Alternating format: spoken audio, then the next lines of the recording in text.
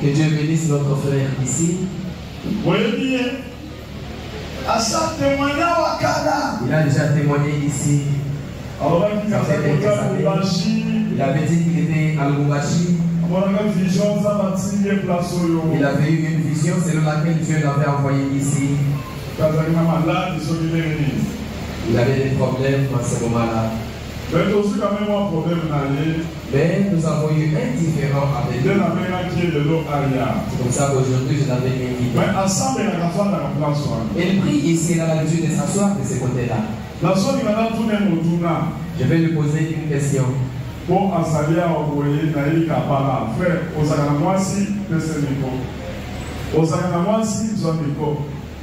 oui, est-ce que moi ça dans l'église là de l'eau? Et Aboti, combien?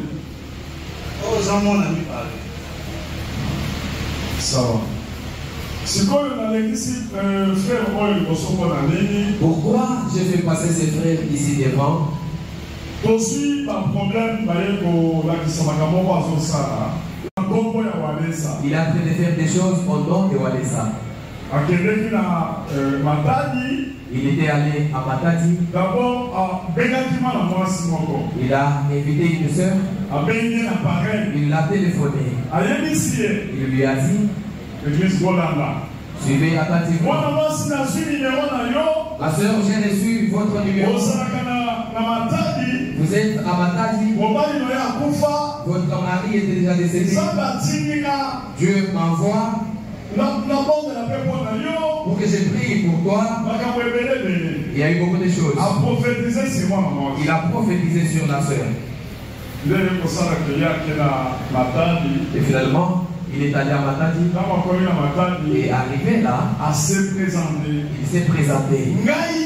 Et moi, je suis l'associé du pasteur Walesa. Nous travaillons ensemble. Je suis pasteur là au centre de l'éveil. Amen. Il a prophétisé.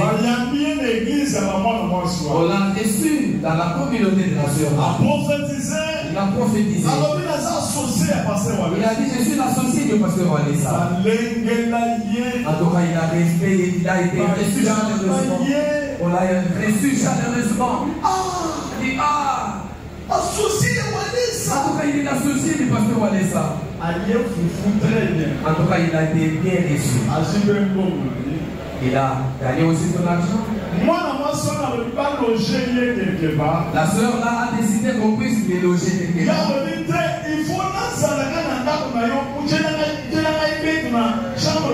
Il a dit non, ne me logez pas ailleurs, je dois passer nuit dans votre maison. Vous aménagez un lit quelque part là. On a aménagé un lit pour lui. C'est là qu'il passait nuit. Très poli. La soeur a dit, je lui avais même laissé ma chambre à coucher. Alléluia. Amen. Alléluia. Amen. Et il s'est fait que la soeur avait aussi d'autres enfants à la maison, avec ses enfants. Mais un jour, alors que tout le monde s'était dépassé, ils étaient restés à deux. J'ai dit, ils étaient restés à deux. Je demande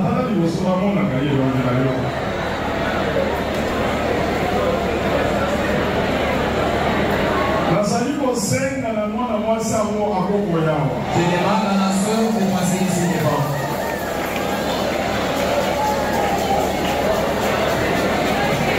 Et à l'habitude de prophétiser, même ici à Kinshasa, on la connaît. Elle est une grande prophétesse.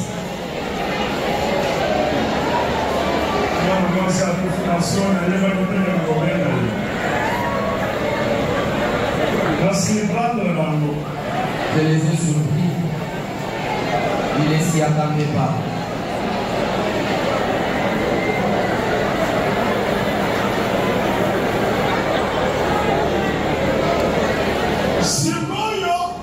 Et maintenant,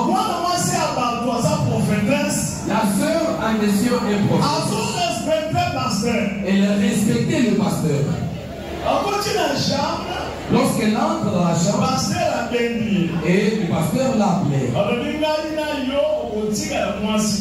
Là, tu dois rester. Je vais déposer. Je n'ai pas de femme. Je viens de l'Italie. Je suis prêtre. J'étais prêtre.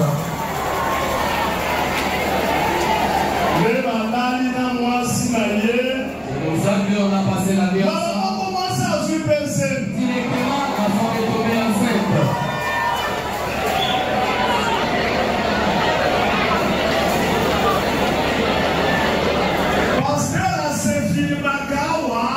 Le pasteur a l'habitude de se filmer ici. Chaque fois qu'il dit, il a l'habitude de prendre les images.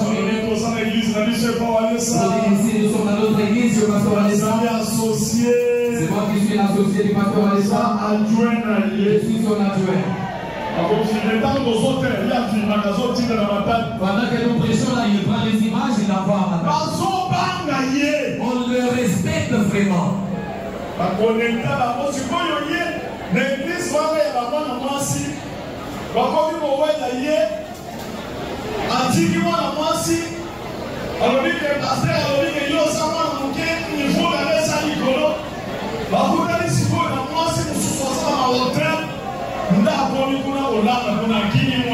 Dans cette église-là de la sœur, il est tombé aussi amoureux d'une autre dame là-bas qui a ses hôtels. Il a dit en tout cas, toi la sœur, tu n'es pas de bon niveau, tu es une petite fille, tu n'es pas de bon niveau. Il est maintenant allé héberger chez la dame là qui a ses hôtels. Il a laissé cette femme. On peut prendre les vidéos. Comment il a l'habitude de se faire.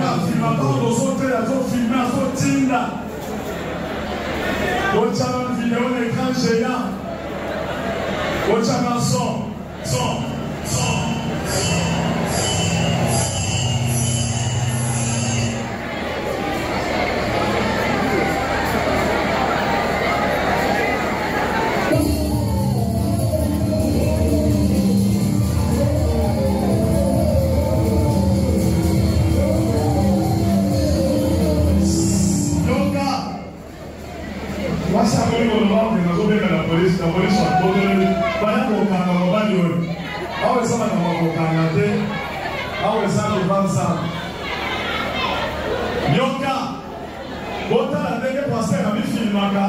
Il est là en train de se filmer.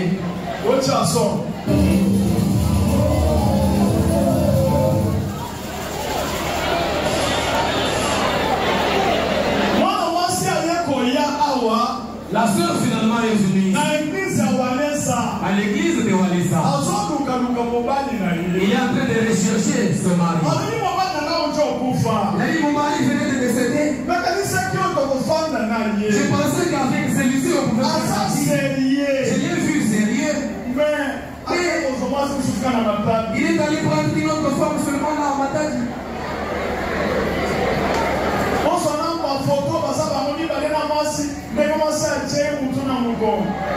Je peux te montrer des photos. Ils sont là. Ils sont là, en amoureux.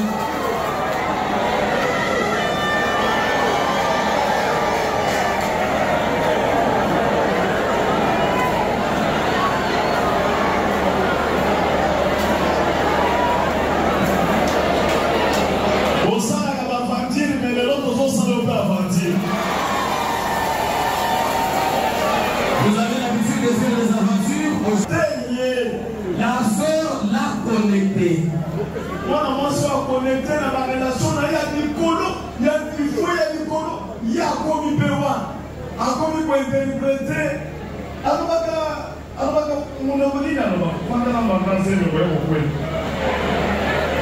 La sœur l'a connecté. C'est ça, Nico. Aujourd'hui, alors, anglais, italien, espagnol, verset. Donc, je laisse Apocalypse. Avant la jeunesse, c'est l'Apocalypse. Andrea qui fait l'église dans la matin. Andrea qui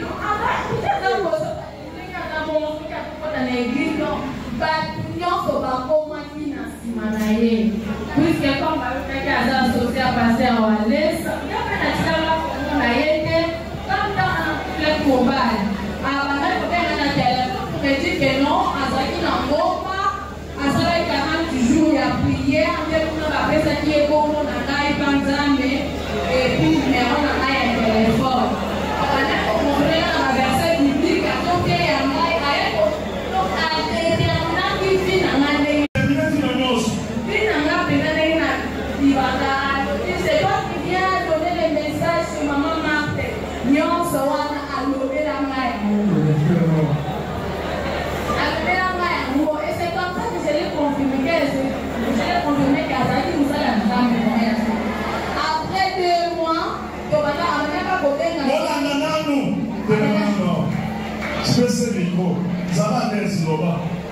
Toujours un téléphone. Après, il peut poser la hora pour la bourse. Après 2 mois, je vais demander la permission au travail. Comme ça, je vais venir en matin pour rendre visite physiquement comme ça. Quand on ne se connaît pas. Les gens qui ont un serviteur de Dieu. Et on a trouvé en lui que c'est un serviteur parce que comme on a été humble, et puis pour vraiment respecter, il respecte vraiment beaucoup les gens. Et puis il a envoyé les marquages pour les gars qu'on a évité. Et donc, je ne sais pas, personne n'a vu au point que à cause de la montée. Et bien, moi-même, j'ai toujours les doutes jusqu'à présent.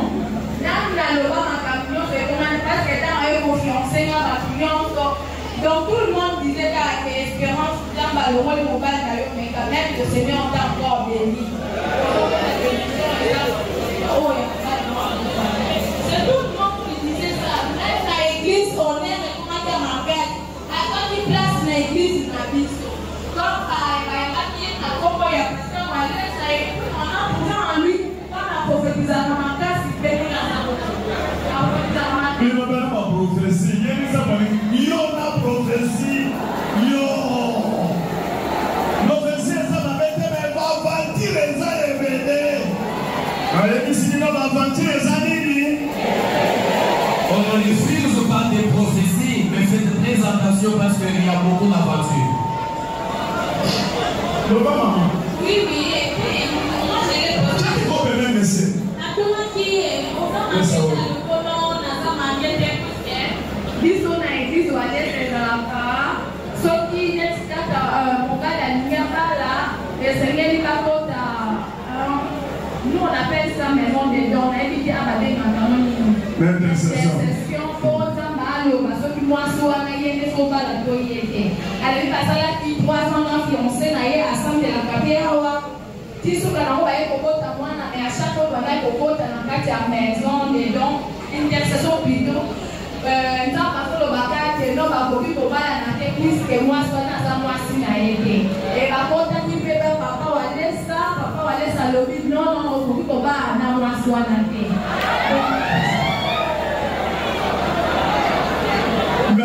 C'est comme ça, il est venu me prononcer dans la Pinabag, il a même fixé le date de mariage avant les aventures, avant que le cancer, on a dit comment on voyait à sa tête. Mais quand on va dire à Tikelé au hôtel, donc il y a maintenant le gouvernement pasteur, on a dit son cadeau, le gouvernement a dit à moi, ce qu'on a passé, il y a dans le colon, on a ça moins manqué. Mais cependant, on n'a pas de document, on a dit la présidence, il y a dit que on a été vraiment marqué. Parce que dans et comme on dit dans le moment, il fallait que nous avons la présidence. Nous avons des documents dans l'aïe. Nous avons rempli. Nous avons dit qu'il y a un document à partir de mandat du qu'on a rempli. Il y a un mandat. Et c'est comme ça, nous avons dit qu'il n'y a pas de naïe. La présidence a un document là-bas. Naïe, donc c'est reconnu là-bas que c'est comme si nous étions déjà mariés. Mais avant là, toujours qu'on faut voir rapide. Il va là, donc fiançailles était déjà dans comment il a vécu. Maintenant, à l'hôpital, moi je suis un serviteur, il ne fallait pas m'accompagner, il faut que ça aille pas la rapide. Dans la rapidité, on a un écho là de la Makamusala, ça pendant qu'il a fait la Makamusala. jours, donc il venait là où moi j'étais. J'étais chez une conseillère du chef de l'État. Ah, on entend la chef de l'État. Ça prophétesse, oublions ça prophétesse. Au lieu de comment on dit que on est à ça d'autre. Il prophétesse, Le Seigneur montrait des choses, il est mal chez lui, donc ailleurs il trop. À chaque fois, ça va pour la question qui est ça bien. Là, maintenant pour la Samaka, nous avons le blé pour les Canadiens de France. Mais le blanc a collé qu'elle est à prophétesse. C'est bizarre. Hein? Il est là, il est là, il connaît très bien. Il y a mis ça dans le film, à Salakio, quand on dit qu'il y a des chambres de table au quotidien. Non, parce que moi, j'ai fait la chambre salon. Quand on fait mon mobile, on a loué la chambre salon. On a mon papa na basi. Mais maintenant ça là, il y a la chambre plus que mon aïe avant ça c'est un vidéo de on a laissé dans le salon et ça t'est. Mais tu sais que la chambre dans un bête, on a dit que la maison sur la maille. C'est comme ça que maintenant on a la fois qu'il est à la mouki, na beaucoup dans la chambre, il est dans le salon, il y a dans la chambre na bon ici mais tout ça qui na dans vidéo pour faire la chambre, on a vu la chambre. Mais quand on fait côté à la puce du balai na donc c'est pas là et le pasteur donc a changé la vie. Après dans la réaction, on voit madame. Maintenant moi je me posais la question moi, si j'ai dit aussi de prier, et ça le voilà na utiliser pour ça la nzambe. Et puis quand on va la utiliser parce que il y a pas de na kata ndaku na ngai. Et c'est comme ça que je n'ai pas voulu faire de n'importe quoi pour ne pas m'inviter non plus. On dit même pas ça la péché pour ça la visibilité mais devant Dieu. Ça va. Et puis quand il m'avait combien c'est là que déjà il m'a déjà demandé la main en mariage. Pasteur, yo ok koloba pona kozali associé à Pasteur Wallace. Chaque micro, il y a une église. Dans la Kuna. Pourquoi les personnes et la Kuna en mission Pasteur Wallace? Comment c'est que ça a eu bien à l'autre? C'est mieux les années. Photo à les années. Photo à la yo, Negoyo a Salamaka. Ce frère ici a fait des choses. Il a fait beaucoup de films ici. Il s'est décidé de se marier quelque part alors qu'on ne connaissait pas qu'il était marié. Ils ont pris le diacre ici. Ils sont allés pour les mariages. Ils sont là dans la même famille. On a sorti la facture pour donner l'argent. On leur a fait déjà servir à manger. Ok, maintenant il va donner la dot. Bien aimé, je vous dis, il commence à tirer quelqu'un à côté. Il a tiré le pasteur Nico à côté. Il tire le pasteur Nico à côté. Il commence à coopérer pour que le pasteur Nico lui prête de l'argent sur place.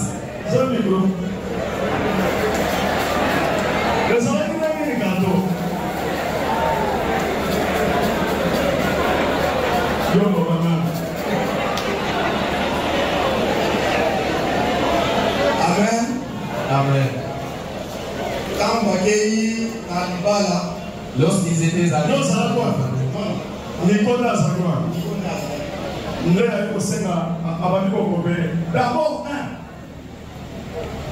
ensuite,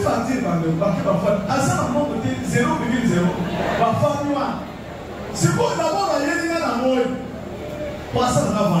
il est venu pendant les jours pour me faire de l'aventure les jours là. Alléluia, alléluia, alléluia.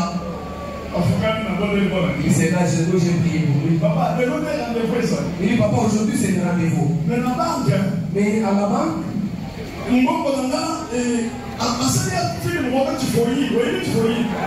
fait ma voiture là.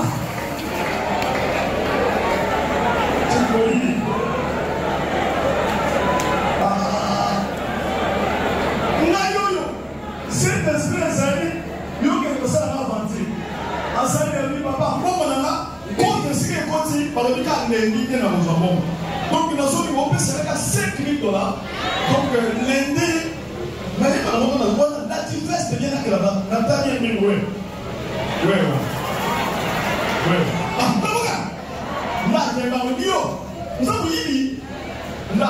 D'abord, maman, j'aime ça va pas. Quand on le voit après ça, un témoignage. Le jour où maman, où il a donné les témoignages, les premiers jours là. Après ça, continuer le témoignage. On avait décidé de continuer avec les témoignages. Et tu as montré à maman. Maman, je m'a dit. Papa, je vois Jésus. Cet homme qui est passé devant ici, c'est un voleur. C'est un menteur. Il ne s'approche pas auprès de vous. Ok, c'était prévu. Alors qu'il avait bien préparé son témoignage. Il a conçu son mensonge poliment. S'il te trompe, il doit tomber comme la maman prophétesse. Maman prophétesse, ça s'en a zémi. Maman prophétesse, aujourd'hui, elle est à si vos décisions dans un mouton, Azana Mwansi, Yobana Koleloli, Maman prophétesse, elle va quitter ton extraordinaire. Il y a un frère, Yaka.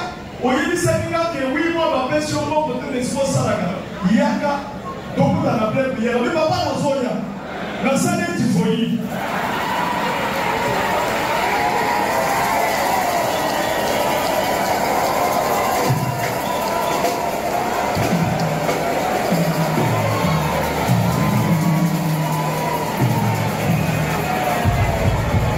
mona mwasi décision na yesa nini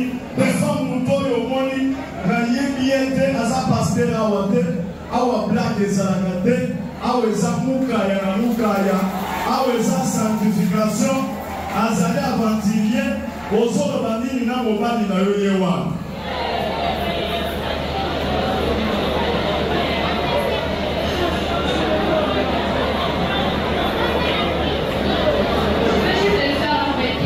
olobi ozokangisa ye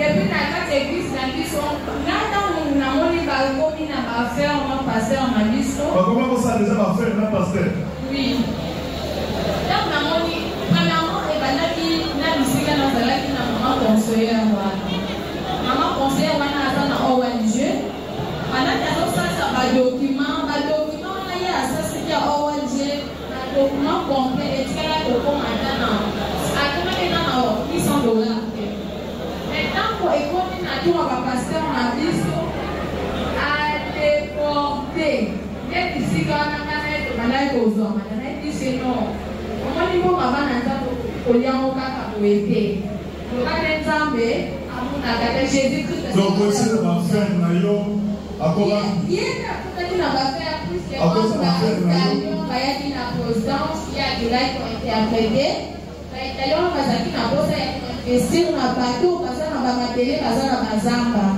alors na yenda ali komando asa combien interprète à toi yenda a interprété selon ce qu'il nous a dit parce que na ba c'est là comme il est sur le fait de kozota na bilo kebele na bila yo yewo yo kosana ni okosoye ko kende na ya pesa mo malima jamais ne yo ko na zéro non je vais mettre comment je pense son enfant. Je ne peux pas garder chez moi un enfant bâtard, non. Mais moi, il a une femme. Chaque fois, on a bâtard pour elle, c'est maintenant, moi, chaque fois, ça va paraître le beau soin. À ce moment-là, à tout prix. Non, moi, je ne veux pas une femme. Ça va. Frère, il va présent pour lui. À partir d'aujourd'hui, mon entier, mon andaï, on est dans le goyo. Le monde entier devait bien suivre que ses frères ne travaillent aucunement avec moi. Il n'est pas seul, il y a beaucoup d'aventuriers qui marchent avec mon nom. On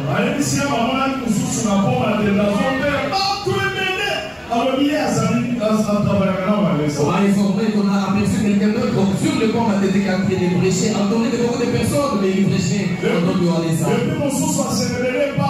Bili kuna na ntili ba comportement ya madame Fongo l'église nationale de Kinshasa au commune de Kinshasa beaucoup chapelle l'original. Il y a aussi quelqu'un d'autre qui s'est révélé à l'église du pasteur Billy Antili.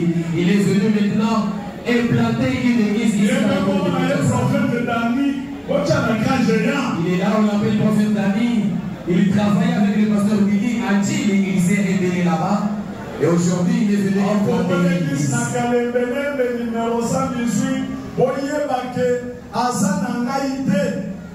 Centre de réveil spirituel et ça dit qu'il va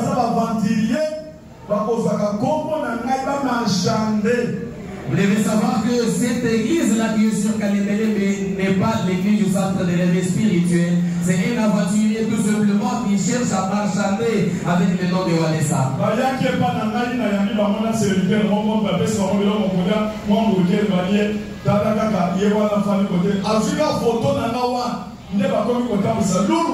Il était à partir d'aujourd'hui,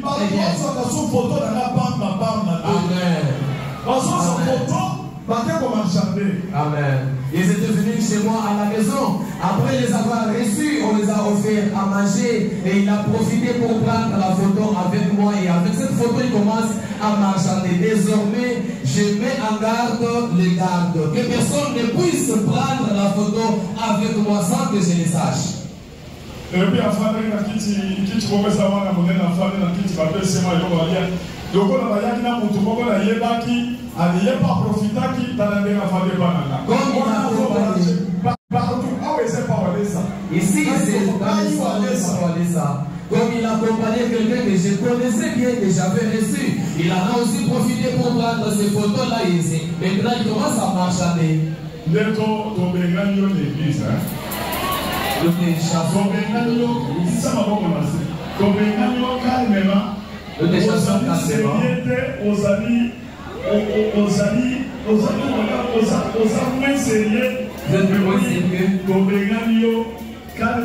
Et nous vous chassons calmement. Le moment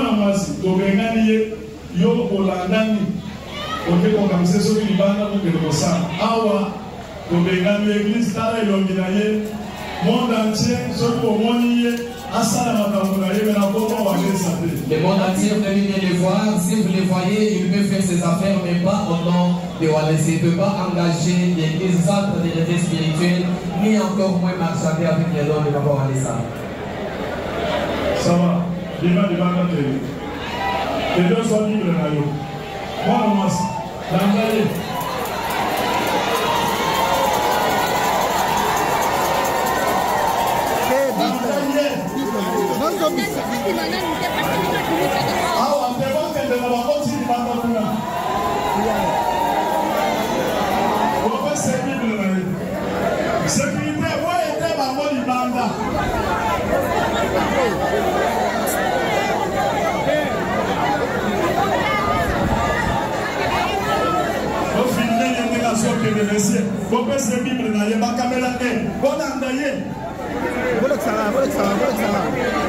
Faites-moi passer s'il vous plaît.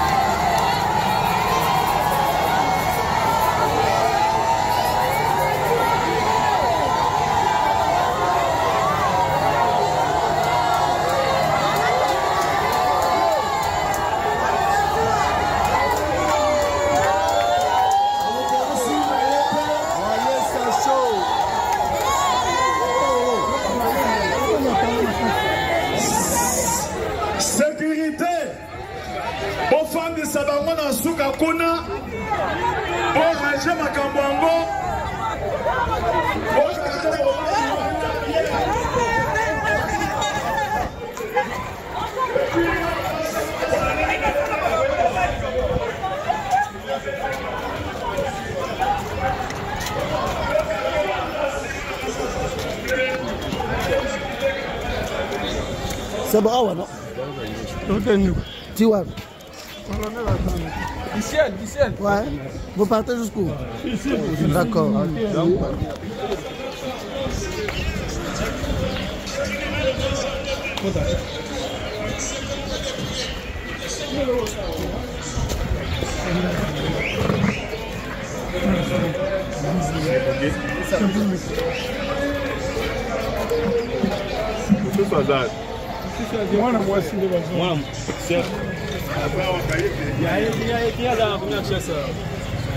Seigneur, je vous prie, commenter au nom de Jésus.